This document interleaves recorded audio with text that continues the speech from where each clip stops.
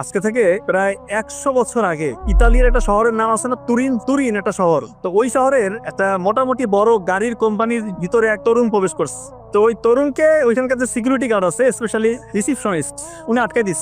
এই কোথায় যান? ছেলে বলতেছে যে আমি এই কোম্পানির ম্যানেজিং ডিরেক্টরের সাথে দেখা করব, আমি গাড়ির মডেল তৈরি করছি, একটু ওনাকে আমি দেখাতে চাই। তো ওই রিসিপশনিস্ট বলতেছে, ওদিকে একটু তাকাইছে আগে ছেলেটার দিকে, দেখতেছে একটা হ্যাংলা পাতলা ছেলে, মাথায় একটা ক্যাপ, হাতে একটা ছোট্ট ব্যাগ, একদম তুচ্ছ তাচ্ছিল্য করে একটা অট্ট হাসি দিস। যে বলতেছে তোমার থেকে বড় রথী যারা এই ডিজাইনের মধ্যে বস, তারা এসে এনাকে ডিজাইন দেখাইতে পারে না, দেখাইলে কাজ হয় না, তুমি আসছো ছোকরা ছেলে, তুমি কি ডিজাইন দেখাবা? ও বলতেছে দেখেন এই ডিজাইনটা সত্যি ইউনিক, এটা আলাদা, এটা যদি আপনারা গ্রহণ করেন, আপনাদের ম্যানেজিং ডিরেক্টরকে যদি দেখাতে পারি, আপনাদের হয়তো বা কোম্পানির চিত্রই চেঞ্জ হয়ে যেতে পারে। কিন্তু ওরা কথা শুনে নাই, ওই তরুণকে এক প্রকার ধাক্কা দিয়ে বের করে দিয়ে দরজা লাগিয়ে দিস। হতাশ হয়ে কোম্পানির বাইরে ওই ছেলেটা দাঁড়ায় আছে, কোম্পানির দিকে এক দৃষ্টিতে তাকিয়ে আছে। তাকিয়ে তাকিয়ে মনে মনে একটা কথা বলছে যে ইনশাল্লাহ আমার মেধা খাটিয়ে পরিশ্রম করে এমন